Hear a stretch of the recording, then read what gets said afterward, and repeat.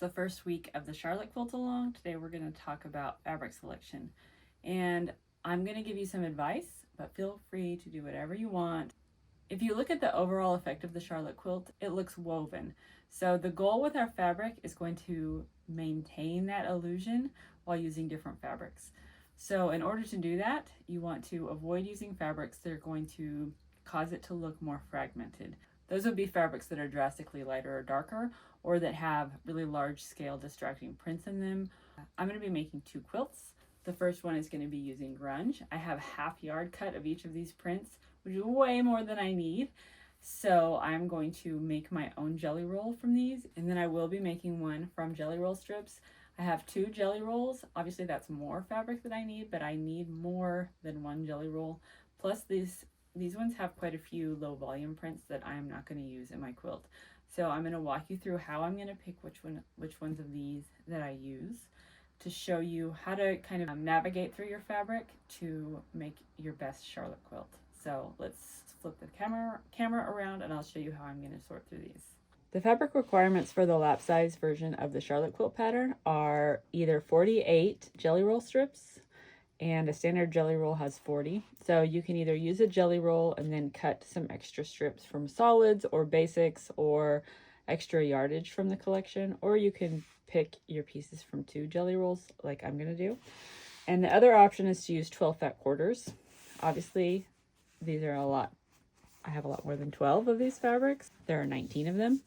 So what I'm gonna do instead is I'm just gonna cut pieces until I get to 48 jelly rolls. So I'll end up using 2 of all of them and 3 of a few of them, which should still give me lots of variety. It won't have quite as much variety as this quilt, but it'll give me a good amount of variety. So if you don't have exactly 12 fat quarters or 48 jelly roll strips, you can make what you have work.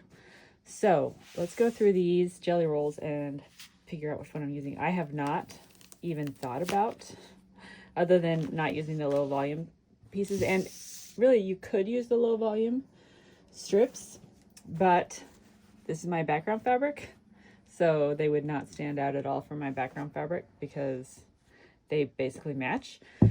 You could use the low volume strips as your background fabric. I have not calculated how many strips of fabric you would need, so you might need to supplement that. So that is a possibility, although I don't know if there would be enough. Okay, so I'm going to take the packaging off these two. And then I'll take out the ones I know that I'm not going to use, and then I'll whittle it down until I have 24 from each one. Okay, so I'm going to open these up, and I'm going to put the low volume ones on the top, since I know I'm going to be removing those, and I will use those for sure as a background fabric on a scrap quilt at some point. This is actually a super useful thing to just have. So next time I'm making a scrap quilt where I need 2.5 inch wide pieces, I already have a bunch ready to go. So let's take those out. It was about 12. I think that was 12 in each one.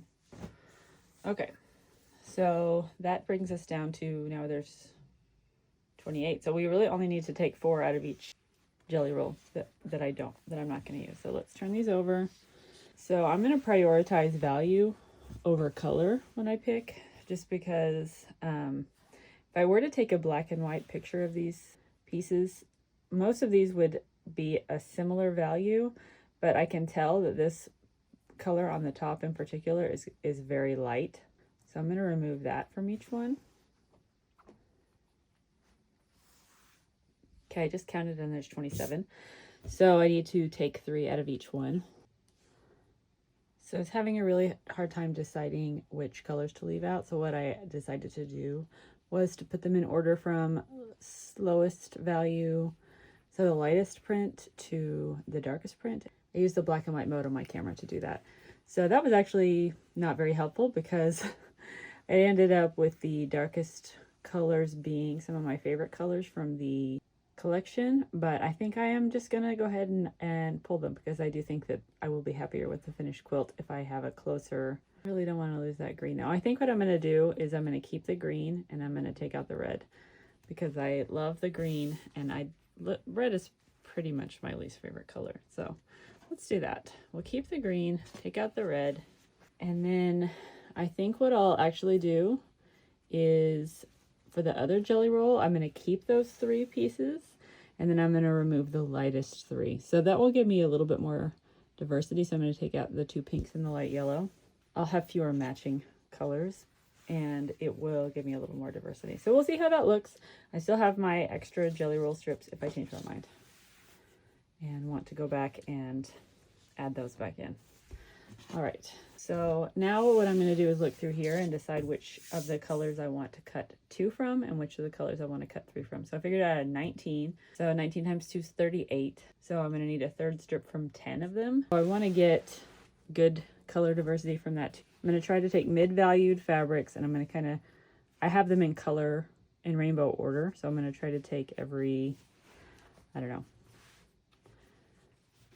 few pieces, but I'm not going to take the darkest and the lightest. So I'm going to try to get some good differences here. 1, 2, 3, 4, 5, 6, 8, 9, 10. So I'm going to cut 3 from each of these and 2 from each of these. And that will be my fabric.